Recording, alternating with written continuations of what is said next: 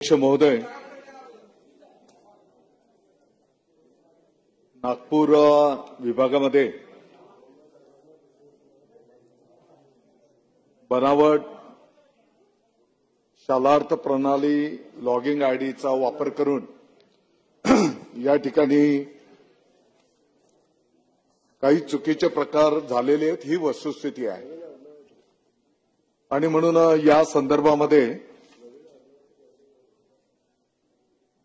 Police विभागाच्या विशेष तपासणी पथकाच्या माध्यमातून एसआयटी पथक स्थापन करून आणि समांतर शालेय शिक्षण विभागाच्या वरिष्ठ अधिकाऱ्याच्या माध्यमातून तपास त्या ठिकाणी केला जातो आहे। साधारणतः आतापर्यंत 19 लोकांवर फौजदारी कारवाई झालेली आहे। शालेय शिक्षण विभागाच्या माध्यमातून संचालक योजना यांच्या अध्यक्षतेखाली समिती स्थापन करण्यात आलेली आहे आणि या चौकशीमध्ये जे कोण समोर येतील त्या सर्वांवर कायद्याप्रमाणे कारवाई त्या ठिकाणी निश्चितपणे केली जाईल। नागपूरच्या बाबतीमध्ये मी आपल्याला माहिती दिली, यामध्ये काही वरिष्ठ अधिकाऱ्यांच्या पासून तर संस्था चालकांच्या पर्यंत त्या ठिकाणी गुन्हे दाखल झालेले आहेत आणि या उपरही आणखी चौकशीमध्ये जे काही समोर येईल आताच्या घडीला अस्तित्वात असलेल्या नियमांच्या आधारे कायद्याच्या आधारे त्या ठिकाणी कठोर कारवाई केली जाईल। अध्यक्ष महोदय, मी सुरुवातीला सांगितलं की जी काही शासकीय पद्धत असते, आता या ठिकाणी सन्माननीय बम साहेब मान्यता घेण्याची जी काही विहित पद्धत आहे त्या पद्धतीला बाजूला ठेवून काही ठिकाणी आपण जसं उल्लेख केला की बनावट सह्या, त्याचा गैरवापर आणि ज्या अधिकाऱ्यांची यामध्ये मान्यता देत असताना जबाबदारी असते आणि त्यांनी जर ते टाळलेलं असेल तर या सर्वांवर या ठिकाणी कारवाई होते अध्यक्ष महोदय। आणि म्हणून मी आता सांगितलं की यामध्ये साधारणतः आतापर्यंत 17 ते 18 लोकांवर 19 लोकांवर त्या ठिकाणी गुन्हे दाखल झालेले आहेत आणि कारवाई त्या ठिकाणी केली गेलेली आहे आणि या विषयाच्याही पलीकडे आणखी चौकशीमध्ये जे कोण समोर येईल आणि म्हणून अध्यक्ष महोदय अतिशय गंभीर बाब आहे। साधारणतः 19 लोकांवर कारवाई करण्यात आलेली आहे। यामध्ये संस्थाचालक सुद्धा आहेत, वरिष्ठ अधिकारी सुद्धा आहेत आणि ही वस्तुस्थिती आहे की साधारणपणे अतिशय हे गंभीर प्रकरण आहे आणि हे फक्त काही नागपूर भागापुरता मर्यादित नाही आणि म्हणून या संदर्भामध्ये अनेक ठिकाणावरनं अशा प्रकारच्या मागण्या येत आहेत, त्या ठिकाणी तपासणी झाली पाहिजे।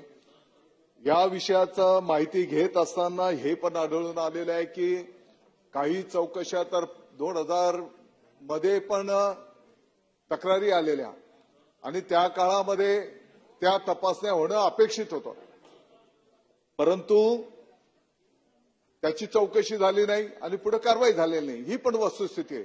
आणि म्हणून बोडेकर साहेब, तुम्ही बिलकुल काळजी करू नका। संपूर्ण राज्यामध्ये या संदर्भातले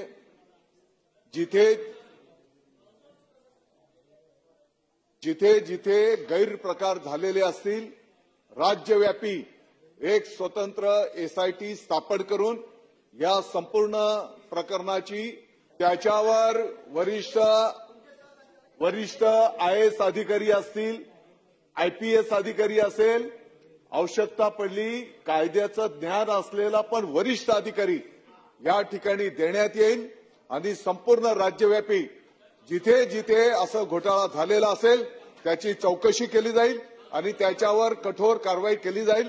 कारण शिक्षण हे पवित्र क्षेत्र आहे आणि या क्षेत्राला बदनाम करण्याचं काम कोण करत असेल तर त्याच्यावर कठोर कारवाई त्या ठिकाणी केली जाईल। अध्यक्ष महोदय, मी अतिशय स्पष्टपणे सांगितलं की या संदर्भामध्ये वरिष्ठ अगदी आयएएस, आयपीएस आणि वरिष्ठ दर्जाचे अधिकारी देऊन एसआयटी स्थापन करून त्याची चौकशी केली जाईल आणि नियमाप्रमाणे जे काही काम असेल तर तो आज पण कोण करू शकतो.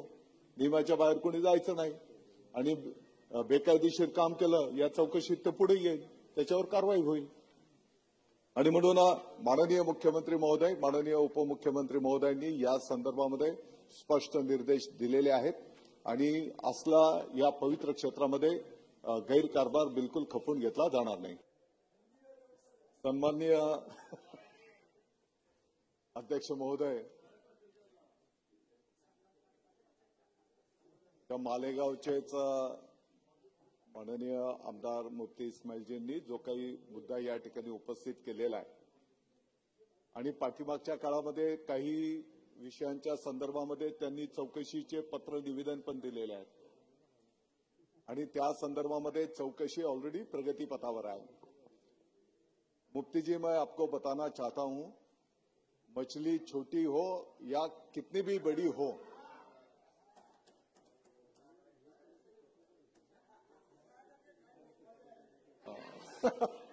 मी शाकाहारी आहे. तर मछली किती पण मोठी असली तरी त्या जो कोण दोषी असेल त्याच्यावर कठोर कारवाई केली जाईल. मुद्दा क्रमांक 1, याच्यामध्ये संस्था चालक असू देत, कारण शेवटी प्रस्ताव देत असताना हा संस्था चालकाच्या थ्रूच येत असतो आणि म्हणून ते सुद्धा तेवढेच जबाबदार आहेत. आणि म्हणून त्या ठिकाणी आपण बघितलं असेल यापूर्वी सुद्धा नागपूरच्या तिकडे संस्था चालकांवर पण कारवाई करण्यात आलेली आहे. आणि म्हणून या संपूर्ण चौकशीमध्ये जे जे कोण दोषी असतील त्यांच्यावर कठोर कारवाई केली जाईल. कोणी कितीही मोठा असला तरी त्याचं बिलकुल त्याने जर चूक केलेली असेल तर त्याच्यावर कठोर कारवाई केली जाईल. आणि ज्याने कोणी चुकीचं, तुम्ही जसं सांगितलं काय चुकीचे कागदपत्र देऊन काय फरक काढण्यात आला, ज्याने असे फरक खोटे काढले असतील तर ती रक्कम सुद्धा त्या ठिकाणी वसूल केली जाईल.